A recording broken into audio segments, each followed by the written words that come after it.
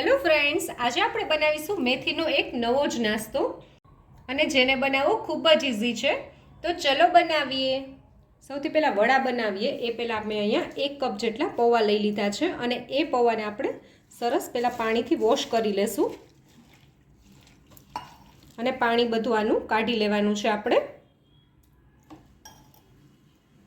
બધું પાણી કાઢી લીધું છે. હવે આપણે મિક્સર જારમાં એક આદુનો ટુકડો, એક લીલું મરચું અને 7 થી 8 જેટલી લસણની કળી મેં લઈ લીધે છે. એ આપણે ક્રશ કરી લેશું પહેલાં. અને આની જ સાથે મેં 1 ટીસ્પૂન જેટલું જીરું લઈ લીધું છે. 1/2 ટીસ્પૂન જેટલો અજમો લીધો છે. આની સાથે આપણે જે પૌવાને પલાળેલા છે એ આમાં એડ કરી દેશું. પૌવાને આપણે 2 થી 3 મિનિટ સુધી જ પલાળવાના છે. હવે આપણે બધું ક્રશ કરી લઈએ. હવે બધું સરસ રીતે ક્રશ થઈ ગયું છે, તમે જોઈ શકો છો. આને આપણી એકદમ સ્મૂથ પેસ્ટ નથી બનાવવાની, આને થોડું અધકચરું જ રાખવાનું છે. હવે આપણે આને એક બોલમાં લઈ લઈએ. હવે મેં અહીંયા 2 કપ મેથીને વોશ કરીને સરસ ઝીણી સમારીને લીધી છે, એ આપણે લઈ લેશું. હવે મેથીની સાથે મેં અહીંયા થોડી કોથમીરને ઝીણી સમારીને લીધી છે, એ બી એડ કરી દેશું. 1/2 ટીસ્પૂન જેટલા આખા ધાણા લીધા છે, એ બી આમાં એડ કરી દેશું. 2 ટીસ્પૂન જેટલા તલ લીધા છે, એ આમાં એડ કરી દેશું. ડુંગળીને મેં આવી રીતે સ્લાઇસમાં ઊભી કટ કરીને રાખી છે, એ બી આમાં એડ કરી દેશું. ડુંગળી નાખવી ઓપ્શનલ છે. હવે આપણે એની સાથે 1/2 ટીસ્પૂન જેટલી હળદર એડ કરશું.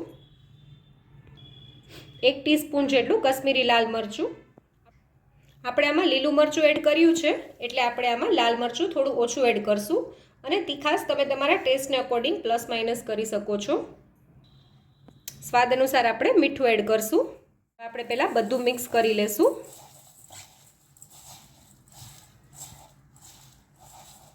હવે આપણે આમાં ચણાનો લોટ એડ કરશું. મેં અહીંયા ચણાના લોટને ચાળીને લીધો છે અને 1 કપ જેટલો મેં ચણાનો લોટ લીધો છે, એ આપણે આમાં એડ કરી દઈશું. અને થોડો થોડો કરીને આપણે લોટને એડ કરવાનો છે. અને આપણે ભાજીમાં મીઠું નાખ્યું છે એટલે ભાજીમાંથી થોડું પાણી છૂટશે, તો જરૂર પ્રમાણે જ આપણે આમાં પાણીનો ઉપયોગ કરશું. હવે આપણે થોડું થોડું પાણી એડ કરશું અને સરસ આપણા વડા બને એવું મિક્સચર રેડી કરવાનું છે. પાણી જરૂર પડે એ જ રીતે આપણે એડ કરવાનું છે. હવે આપણો લોટ તમે જોઈ શકો છો સરસ બંધાઈ ગયો છે. અને આટલો લોટ બાંધવામાં મેં 1 ટેબલસ્પૂન જેટલા પાણીનો જ ઉપયોગ કર્યો છે. અને હવે આપણે આના વડા બનાવી લઈએ. એ પહેલાં આપણે હાથને થોડું તેલવાળા કરી લેશું. હવે આપણે લોટનો થોડો પોર્શન લઈ લેશું અને આવી રીતે રાઉન્ડ શેપમાં વડા બનાવી લેશું.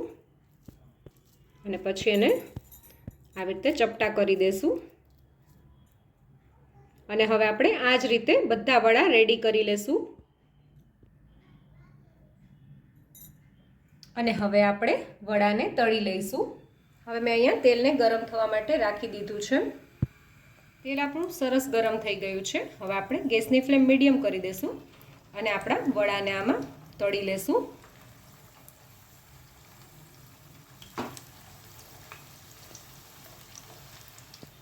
હવે આપણે 1 થી 2 મિનિટ સુધી આ વડાને અડવાના જ નથી, નહીંતર ફાટી જશે. અને એને આવી જ રીતે તળાવા દેવાના છે. 1 થી 2 મિનિટ જેવો સમય થઈ ગયો છે. હવે આપણે વડાને પલટાવી લઈએ.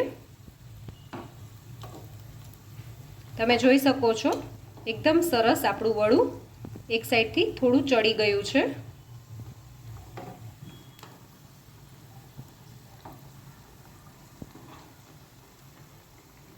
બીજી સાઈડ પણ વડાને આપણે ફેરવીએ ત્યારે વડાને 1 થી 2 મિનિટ સુધી ચડવા દેવાના. અને તમારે તળતી વખતે એ વાતનું ખાસ ધ્યાન રાખવાનું કે ગેસની ફ્લેમ આપણે મીડિયમ જ રાખવાની છે.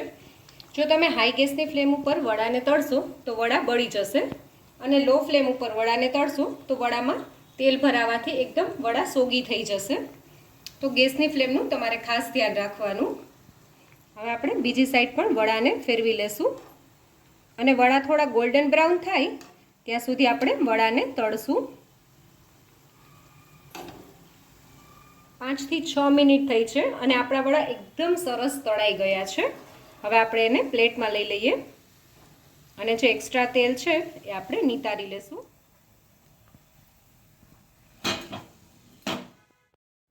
અને હવે આપણે બાકીના વડાને બી તળી લઈએ.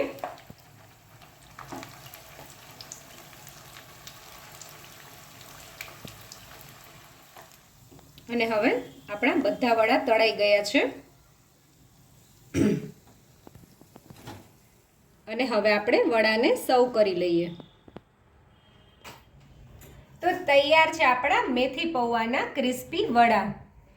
જો તમને મારો આ વિડીયો ગમ્યો હોય તો મારા વિડીયોને લાઈક કરજો, શેર કરજો અને મારી ચેનલ કુકિંગ વિથ ઉમા પુરોહિતને સબસ્ક્રાઈબ કરજો, જેથી કરીને આવા નવા વિડીયો હું તમારી સાથે શેર કરી શકું.